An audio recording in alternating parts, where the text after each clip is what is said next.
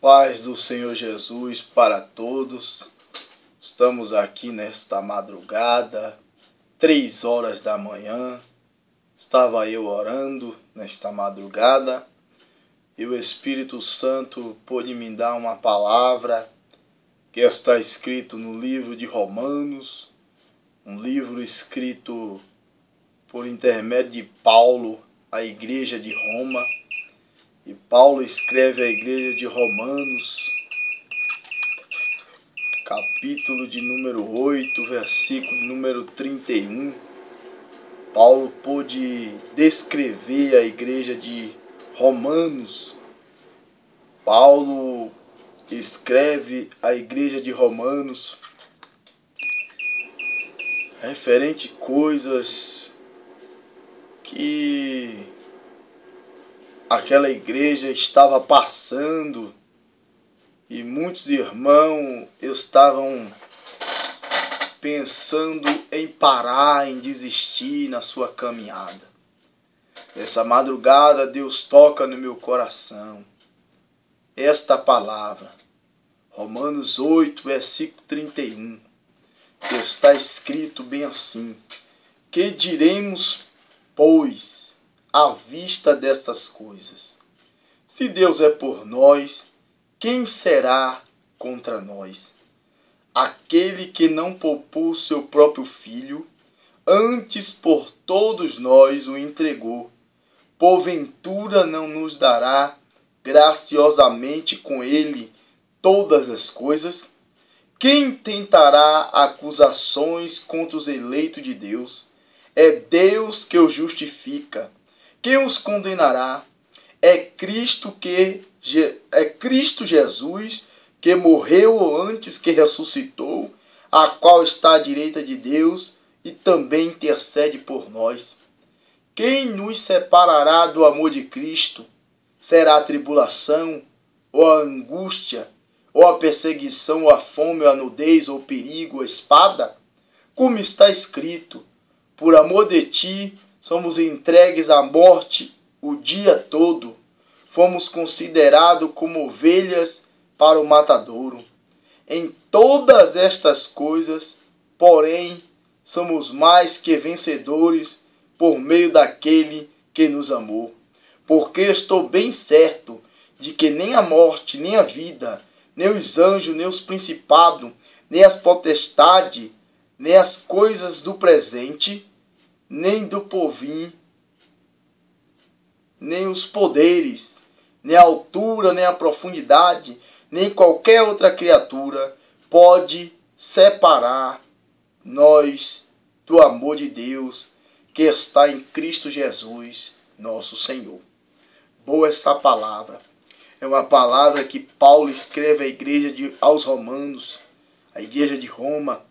Eu creio que muitos de Roma, muitos da igreja de Romanos, muitos irmãos, em meio à dificuldade, em meio à provação, em meio à fome, em meio à tribulação, em meio à perseguição, em meio à nudez, em meio ao perigo, em meio à espada, muitos estavam desistindo da fé, muitos estavam desistindo da caminhada, do evangelho, e Deus inspira Paulo a escrever esta carta, este livro aos Romanos. E no capítulo 8, versículo 31 a seguir, Paulo descreve a igreja de Romanos. Quem diremos, pois, à vista dessas coisas? Se Deus é por nós, quem será contra nós? Ei, meu irmão, você que vai ver este vídeo, a qual o Espírito Santo tocar em meu coração nesta madrugada quando estava orando. Ei, meu querido, não há nada, não tem nada que tenha poder contra você, porque Deus está do seu lado. Uma coisa eu quero te falar: Jesus falou por intermédio da boca de Paulo: quem atentará acusações contra os escolhidos, contra os eleitos de Deus, se é Cristo que morreu na cruz, que intercede por nós? Ei, meu irmão, não tem ninguém, não tem nenhuma arma, nem forjada de Satanás que venha tentar acusações contra a tua vida, contra o teu ministério, contra a tua casa, contra a tua família, contra o teu lar.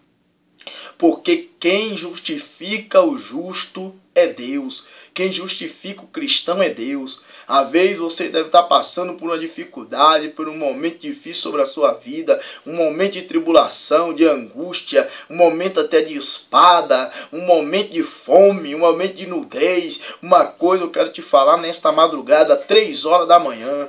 Deus manda te falar, meu irmão, minha irmã, meu ouvinte da palavra de Deus. Nada disso tem poder de separar o cristão do amor de Cristo. Eu me lembro das palavras de Abacuque. Abacuque falou: ainda que a figueira não floresça e não haja fruto na vinde, o produto da oliveira não minta, todavia eu louvarei o Senhor e glorificarei o Deus da minha salvação. Irmão, ainda que venha acontecer isso tudo sobre a sua vida, não desista da tua fé, não desista do alvo que é Jesus. Porque a palavra de Deus fala, ainda que aconteça isso sobre a minha, sobre a tua vida, ainda que aconteça isso, somos mais do que vencedores por aquele que nos chamou, Cristo Jesus. Então, irmão, esta palavra de Deus tocar em meu coração, eu ainda vou mais além.